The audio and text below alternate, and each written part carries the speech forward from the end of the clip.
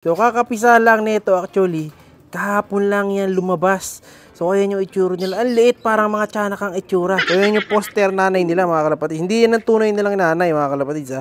Yung tunay nilang nanay is yung dalawa dun sa kabila.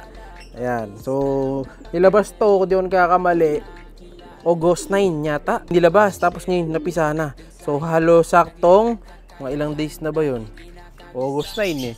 So 9, ano na ngayon? 27 na ba ngayon? 27 na. Oo. Tama, mga 18 days lang mga kalapatid sa halos ang naging date bago napisa. So maganda naman dito dahil parehong hen, susubuan nilang dalawa yan. So ito yung isa, ayun, si Lengdu. Ayan, si Lengdu mga kalapatid. Nagsusubo na rin yan. So sanay-sanay na rin siya magsubo-subo. Kailangan pala lagyan natin ng panibagong sapin, doble natin sapin.